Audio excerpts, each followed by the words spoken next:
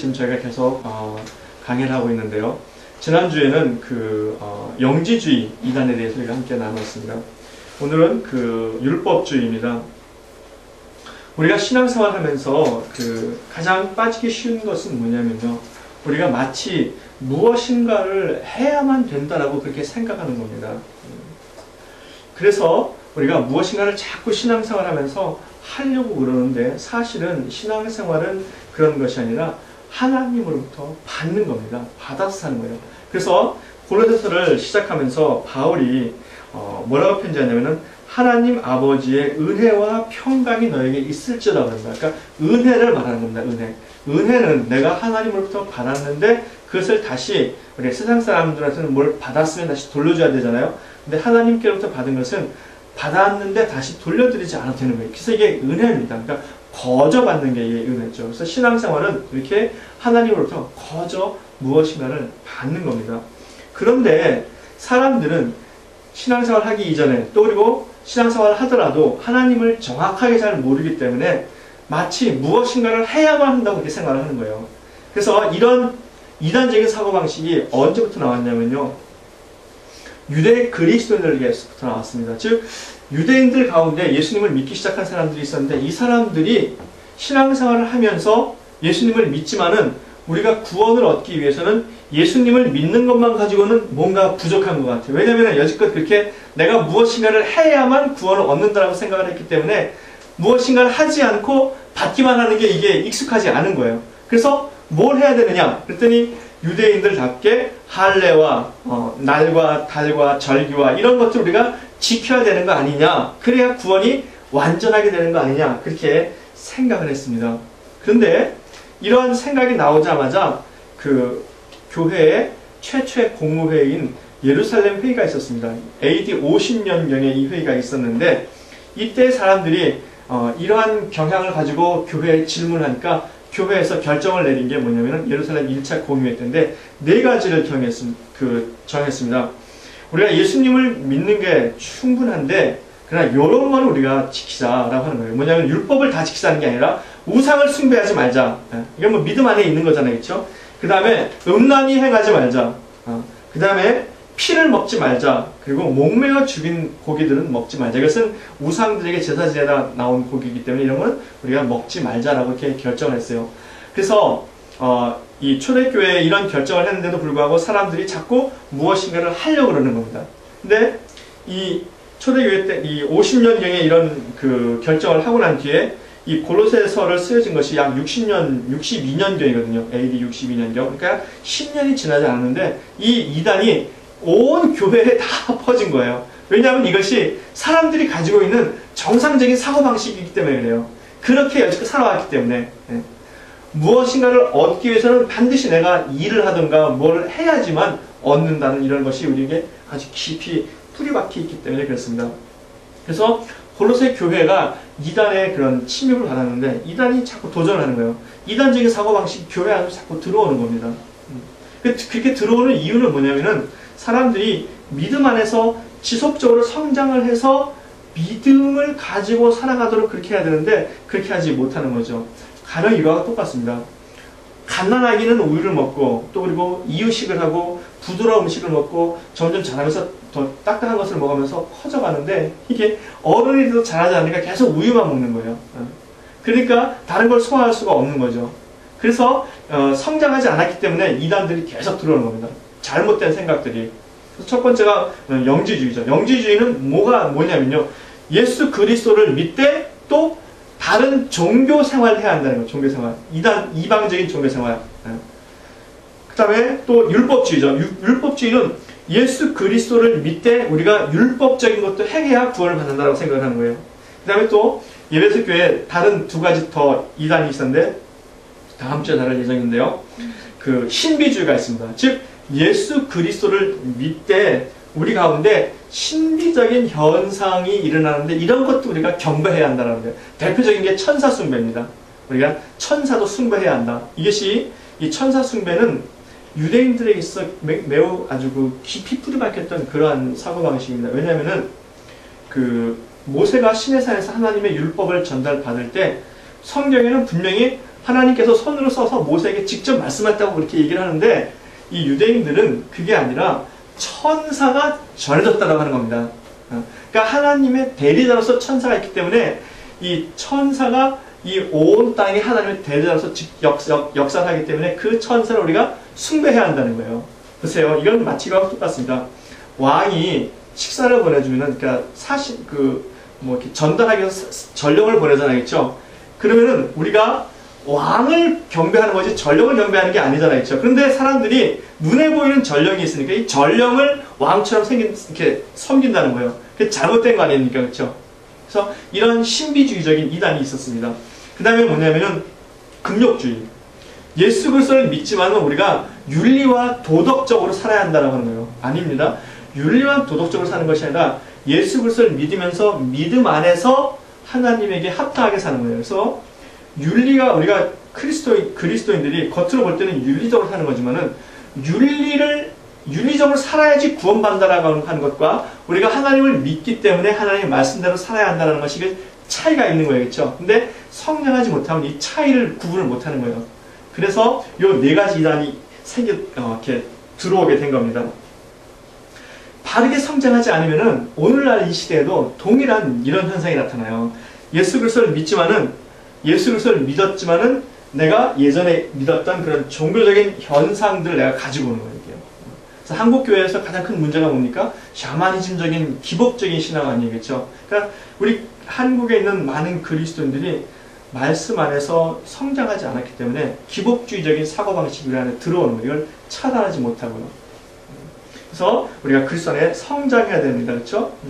하나님이 우리에게 원하시는 것은 바로 이런 이단적인 사고방식이 아니라 말씀 안에서 우리가 온전하게 성장하는 것을 원한다는 겁니다. 그래서 바울이 이 골로새 교회에 이 편지를 보내면서 너희가 바르게 성장해라. 지금 믿는 믿음이 바른 것이고 골로새 교회에 지금 현재 도전해오는 그런 이단 사고방식들은 잘못된 사고방식이라면서 무엇이 잘못됐는지를 보여주는 겁니다.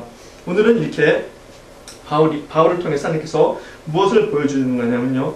율법과 복음이 무엇인지 우리에게 말씀하고 있습니다. 율법주의가 있는데 그러면은 율법하고 복음을 구분해야지 이것은 율법이고 이것은 복음이라는 것을 알고 사람들이 복음적으로 살게 된다는 것이죠. 그렇죠? 그래서 이 말씀을 쭉 보면은 그냥 쭉 평이하게 얘기를 했는데 이 안에 복음의 정수와 율법의 내용들을 같이 정리하면서 우리에게 말씀하고 있습니다. 율법주의라는 것은 뭐냐면요. 율법주의, 어떤 것을 행한다라고 하는 그런 주의인데 왜 그것을 행했는지 우리가 잘 알아야 됩니다. 왜 그것을 행하냐면요. 율법주의는 아까 제가 처음에 말씀드린 것처럼 인간이 무엇인가를 해야지만 구원을 얻는다라고 생각하는 사람들이 이게 율법주의예요. 내가 무엇을 해서, 즉 이것을 지켜야만 구원을 얻는다. 이것을 행해야만 구원을 얻는다. 그래서 행위로 내가 구원을 얻고자 하는 이러한 주의를 모두 다 통틀어서 율법주의라고 이렇게 말하고, 특별히 성경에서는 유대인들이 가지고 있는 그러한 사고방식을 율법주의라고 이렇게 규정을 하고 있죠.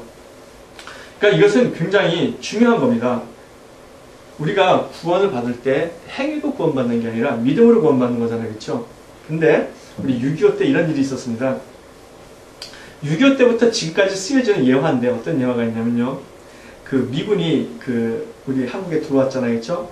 미군 장교가 시골길을 가는데 할머니가 아주 무거운 이렇게 짐보따리를 이고 가고 있어요. 그래서 이 미군이 마음씨가 좋잖아요. 그렇죠? 그래서 이 할머니를 집차 뒤에 태웠어요.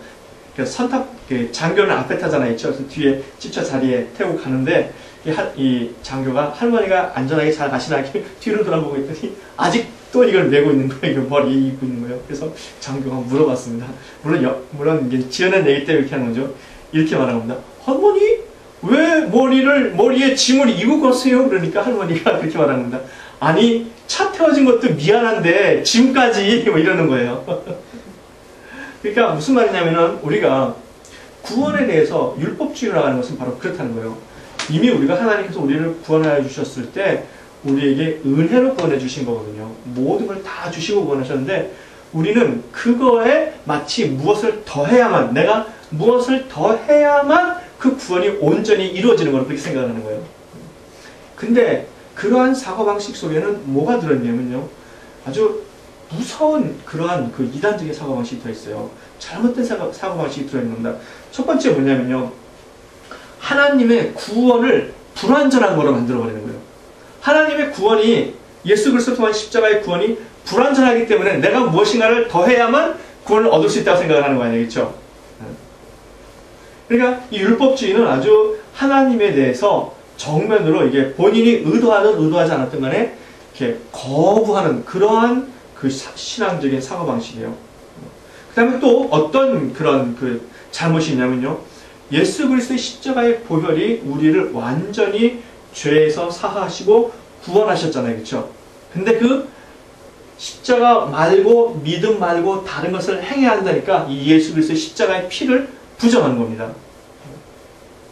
그러니까 이 율법주의는 어떤 식으로 말하면은 이 신앙과는 전혀 상관이 없는 것 같아요. 아주 가장 강력한 율법주의. 왜냐면은 이 율법주의가 왜 강력하냐면 영지주의도 강력한데요. 영지주의는 종교적으로 우리 사람에게 들어오기 때문에 강력한 겁니다. 근데 율법주의는 행위를 들어와요. 우리 행위. 사람은 무엇인가를 행하는 게 이게 자연스럽고 이게 익숙한 거거든요. 그래서 이 행위를 타고 들어오기 때문에 율법주의를 이렇게 전하면은 사람들이 금방 먹혀 들어와요. 그럼 이 율법주의가 어디서 나왔냐? 율법의 기원은 여기서 나온 겁니다. 이스라엘 사람들이 하나님의 그 뜻에 의해서 애굽에 가 있다가 이제 가나안으로 출애굽하지 않습니까?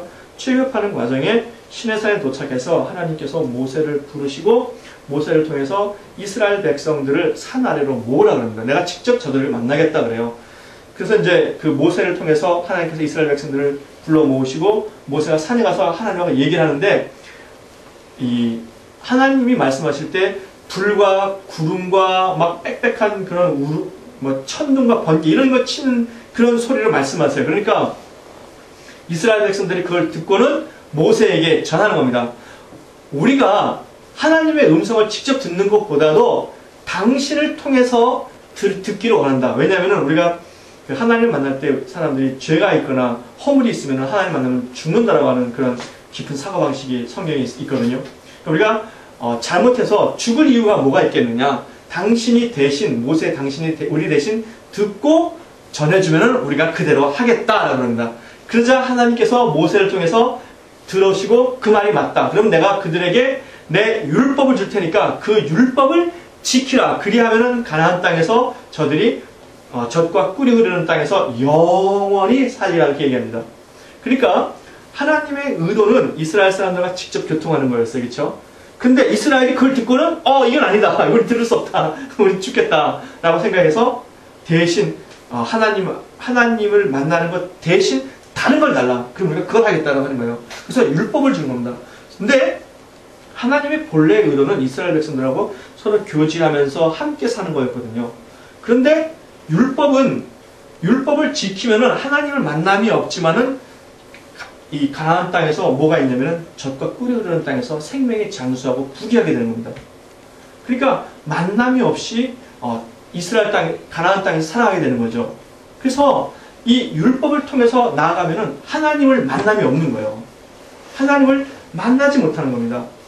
그래서 이스라엘 사람들도 하나님을 만나야 될 거 아니에요. 그래서 하나님을 만날 수 있는 방법이 두 가지를 줬는데 제사를 드리는 겁니다. 성막을 만들어 놓고 제사를 지내는 거예요. 그래서 누구든지 번제를 드리거나 제사를 드리면은 하나님 앞에 와서 제사를 드리면 하나님이 그 사람을 만나주는 거예요.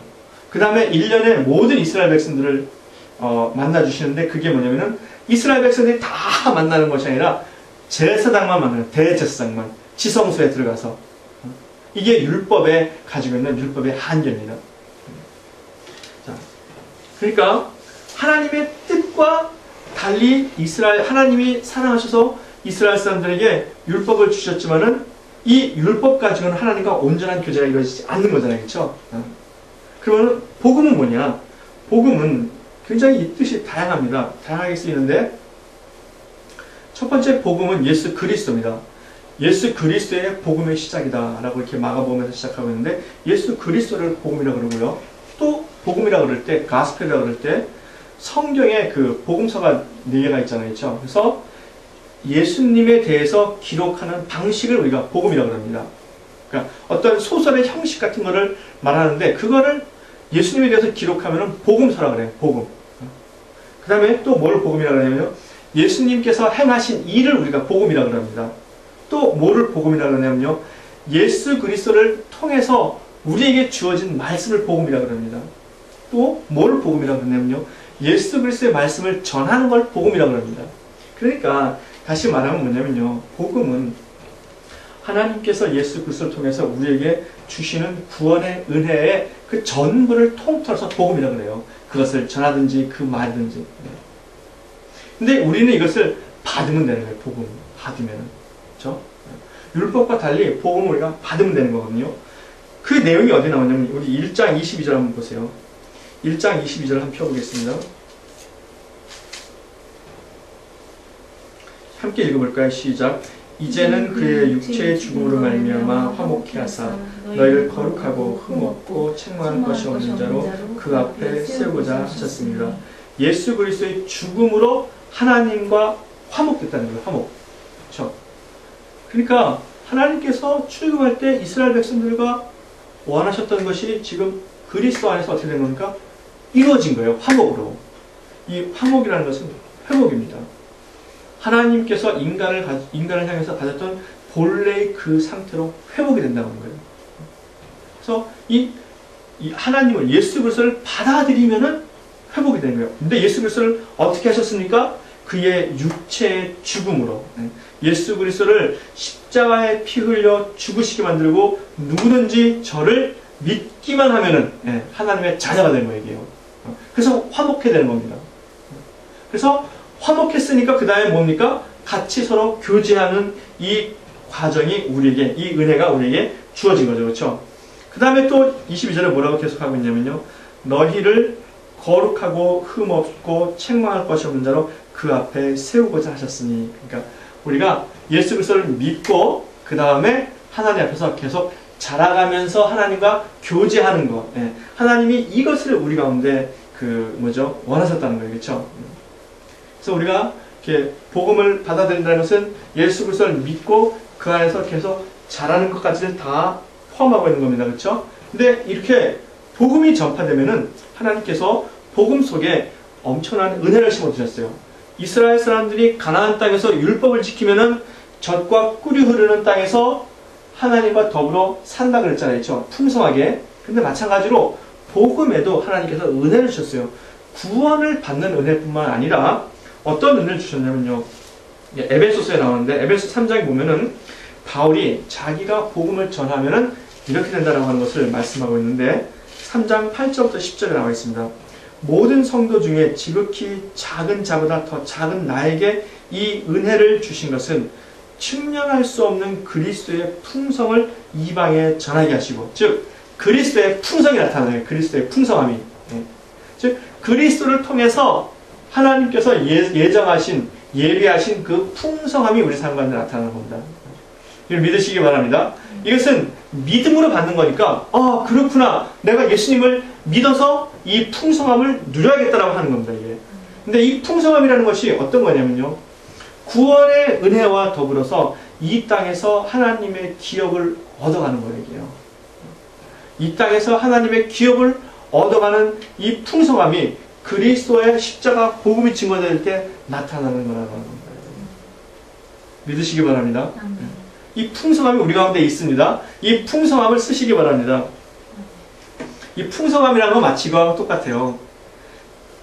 체크를 쓰지 않습니까? 우리가 체크는 캐시가 아니잖아요. 그렇죠? 제가 예전에 그 강남에서 교육전선 했는데 강남에 땅 부자들이 많은데 그 동네에 100억대, 몇십억대 이런 부자들이 많대요. 크고 의리한 집들이. 근데 동네 구멍가게 이 사람들이 외상이 많다는 거예요. 왜 외상이 많으냐면은 땅은 많고 재산은 많지만은 큰 빌딩은 있지만은 캐시가 없는 거야. 캐시가. 땅을 팔아야지 돈이 되는데 마찬가지로 우리가 하나님의 그 십자가의 복음의 은혜로 예수 그리스도의 풍성이 우리 가운데 있지 않습니까? 우리가 이것을 믿음으로 받아들이고 이것을 쓸 수 있어야 돼요. 이게 뭐냐면은 예수 그리스도 믿는 자에게는 하나의 자녀가 되는 권세를 주셨으니 그잖아요. 권세예요. 이걸 쓸 수 있어야 됩니다. 이걸 어떻게 쓸 수 있느냐? 이것을 우리가 기도를 통해서 하나님의 은혜 가운데서 우리가 쓸 수 있어야 됩니다. 그렇게 나타나는 줄 믿습니다. 그 다음에 9절에 뭐라고 하냐면요. 영원부터 만물을 창조하신 하나님 속에 감추었던 비밀의 경륜이 어떠한 것을 드러내게 하려 하십니다. 즉 그리스도 안에서 하나님께서 예비하신 그 비밀, 그 경륜은 하나님의 일하시는 방식 이런 것, 매너지거든요. 경영이거든요. 그 경영이 나타난다는 거예요. 하나님의 경영이. 하나님은 창조주입니다. 그렇죠? 그 비밀이 나타난다. 하나님의 비밀이. 우리 각 사람은 하나님께서 창조하신 사람들 아닙니까? 우리가 어떤 걸 만들 때 우리가 뭘 만들어도 내가 의도를 가지고 만들잖아요. 제가 그러니까 몇 년 전에, 한 3년 전에 홈디포에 가가지고 큰 나무를 사와서 몇 조각을 내가지고 경첩을 사서 붙였어요. 그리고 이렇게 나무를 잘랐습니다. 어디에 쓰려고요? 그건 기도 의자를 만들려고. 지금도 기도할 때 무릎에 베고 이렇게 까고 앉고 그렇게 기도해요. 그렇게 기도하면은 무릎을 꿇어도 힘들지 않습니다. 그러니까 다 의도가 있는 거죠. 그렇죠? 그러니까 근데 복음이 전파되는 곳에 하나님께서 우리 각 사람을 창조하신 그 창조의 의도가 나타난다고 하는 거예요. 그리고 마지막으로 10절에 이는 이제 교회로 말미암아 하늘에서 정사와 권세들에게 하나님의 각종 지혜를 알게 하려 하시니 교회를 통해서 하나님의 지혜가 나타난다고 하는 겁니다. 굉장히 중요해요. 그래서 교회가 그렇게 중요한 거예요. 교회를 통해서 하나님이 정사와 권세, 천사들에게도 말씀하시지 않는 하나님의 지혜가 나타난다고 하는 겁니다. 하나님께서 이 온 우주를 어떻게 다스리실지 또 앞으로 어떤 일이 있을지 이런 것들을 교회를 통해서 보여주신다는 거예요. 교회는 그리스도가 머리이고 그 지체며 이 교회 밑에 만물이 놓여 있다는 거죠. 그렇죠? 이게 굉장히 중요한 거예요. 우리가 이러한 것을 믿음으로 받아들일 수 있기를 바랍니다. 이렇게 우리에게 복음이 증거되어지면 이러한 어마어마한 비밀이 숨어 있습니다. 이 비밀을 우리가 누릴 수 있기를 바랍니다. 이것을 우리가 어떻게 받습니까? 믿음으로 받는 거예요. 믿음으로. 믿음으로 받고 그것이 믿음으로 나타나는 겁니다. 오늘의 말씀 속에서는 우리가 이 율법주의를 우리가 거짓 믿음이라고 이렇게 말하고 있는데 이 오늘의 말씀 속에서 나타나는 율법주의는 뭐냐면요. 첫 번째 할례입니다. 할례. 유대인들이 할례를 받아야 된다라고 생각을 하는데 이 성경 말씀은 뭐냐면요. 이미 우리가 그리스도의 할례를 받았다는 거예요. 할례라는 게 뭡니까? 우리 몸에 칼자국을 내서 하나님의 백성이다라는 것을 우리 몸에 새기는 거잖아요. 겉에 새기는 거거든요. 그것이 근데 겉에 하나님의 백성인 표시가 있지만은 속으로 하나님의 백성답게 살지 않으면은 겉에 있는 게 아무 소용이 없는 거예요, 이게. 근데 지금 우리 그리스도인들은 이미 뭡니까? 그리스도로 말미암아 마음의 할례를 이미 받았다는 거예요. 속으로. 즉 속 사람이 변화되었다는 거예요. 속이. 왜 에스겔서 36장 26절에 보면은 내가 부드러운 마음을 그들에게 딱딱한 마음을 제하고 부드러운 마음을 줄 것이요 그러잖아요. 믿는 우리에게는 하나님께서 부드러운 마음을 이미 주셨다고 하는 겁니다. 그것이 바로 우리가 마음으로 받는 할례라고 하는 겁니다. 마음이 변화된 거죠. 그렇죠? 그래서 우리가 이렇게 하나님의 백성이라고 우리가 인칭을 받았죠. 그렇죠? 네. 이미 변화되었습니다. 변화되어진 대로 살면 되는 거 우리가 그렇게 그렇죠?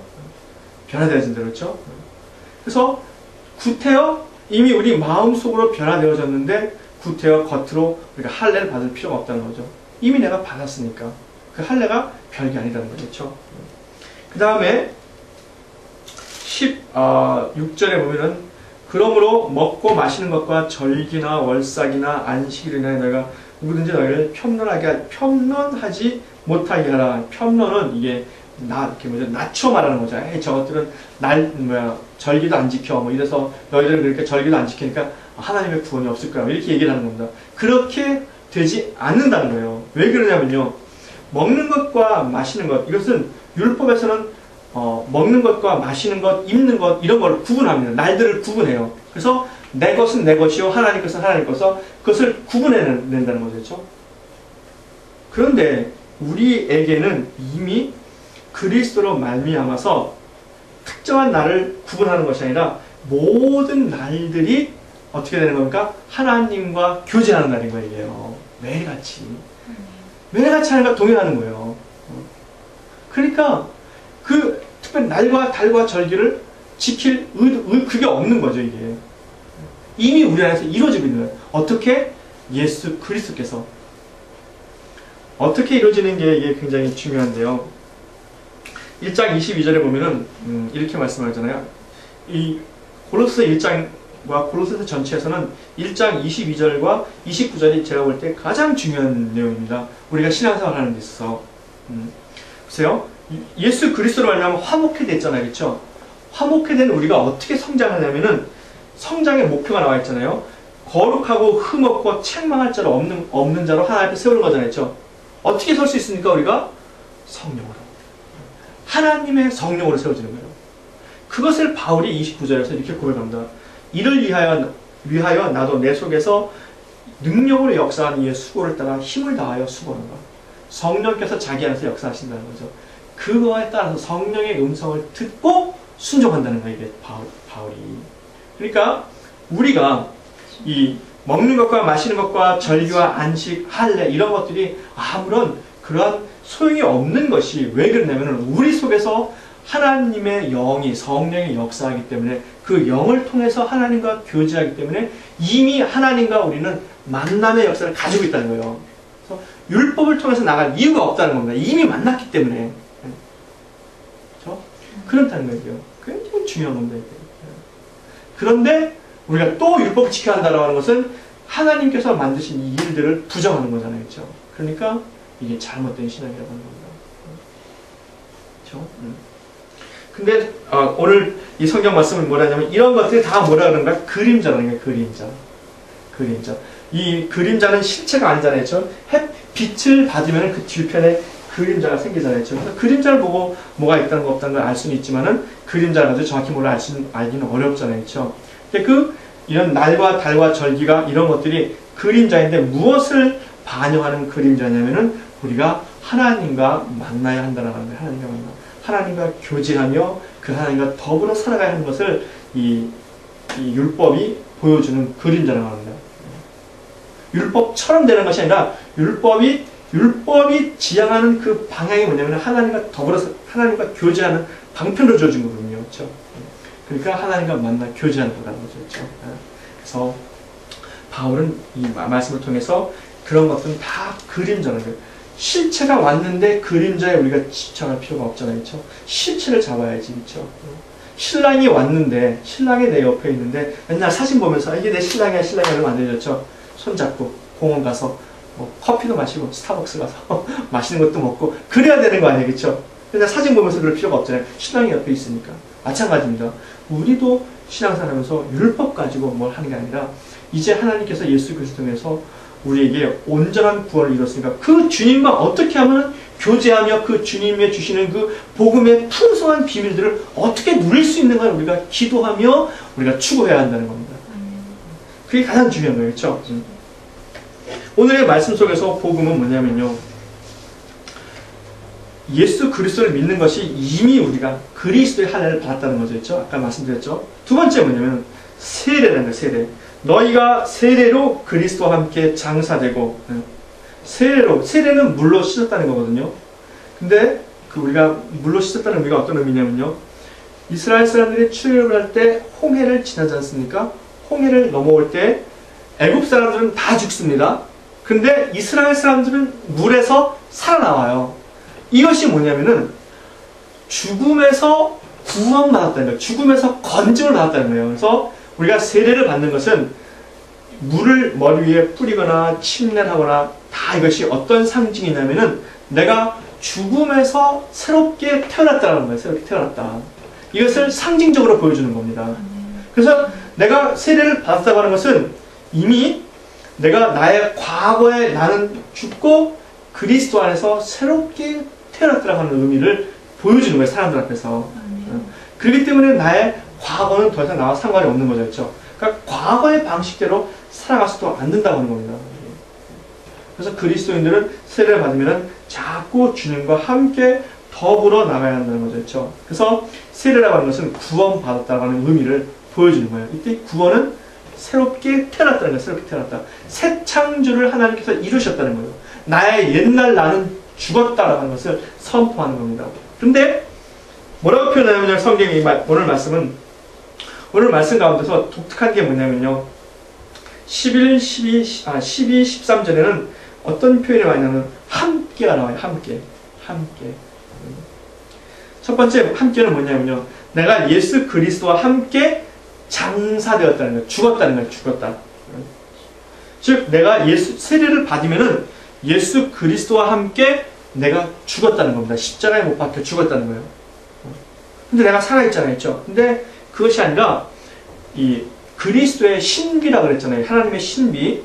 우리가 예수 그리스도를 믿으면은 우리가 어떤 것인지 모르지만은 어떻게 그것이 다 이루어지는 건지 모르지만은 그런 일들이 벌어진다는 거예요. 우리 영적으로. 그래서 예수 그리스도를 내가 믿으면은 나는 그리스도와 함께 장사된 바 됐다는 거예요. 죽었기 때문에 장사를 치는 거잖아요. 그렇죠? 죽었다는 거죠. 그래서 예수는 과거에 내가 죽었다는 겁니다. 두 번째는 뭐냐면요. 하나님께서 그 안에서 하나님의 역사를 믿음으로 말미암아 그 안에서 함께 일으키시를 받았다는 거예요. 함께 일어났다는 거예요. 함께 일어났다는 거죠. 그렇죠? 죽음에서 일으켜졌다는 거예요. 근데 어떻게 이루어지냐면 이것이 믿음으로.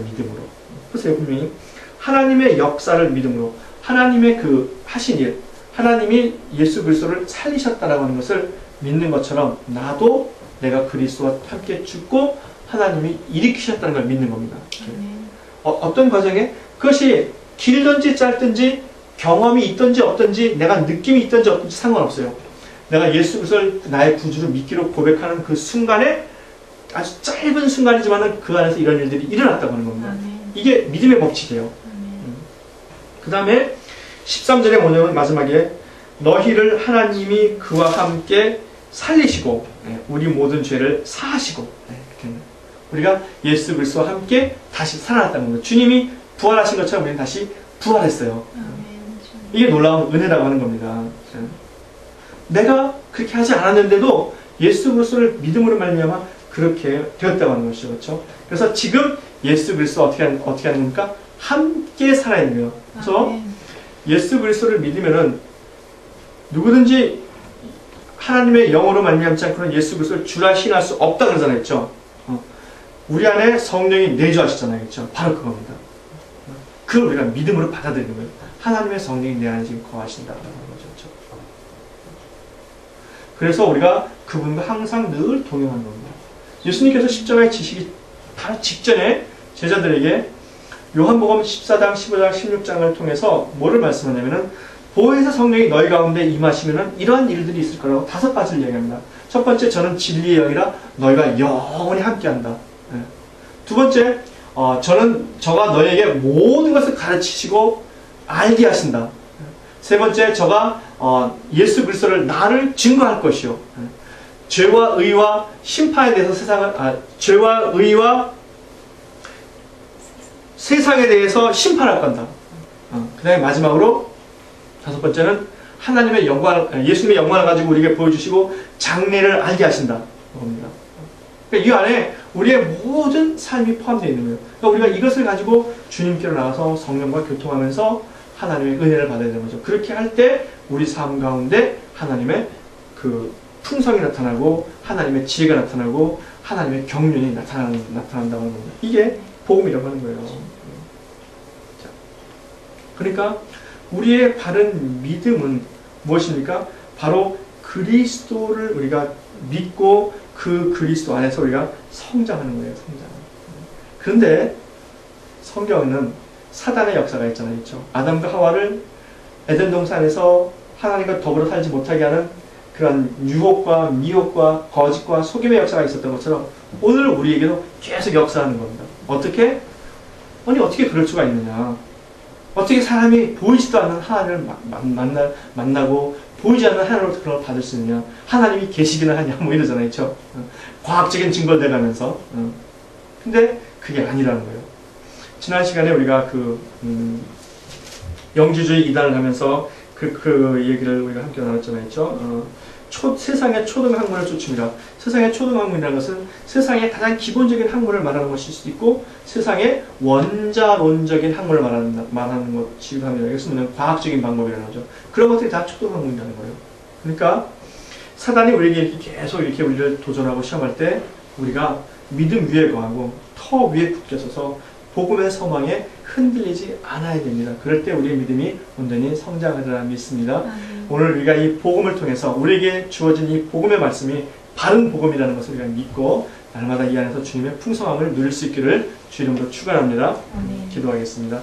새벽을 부어주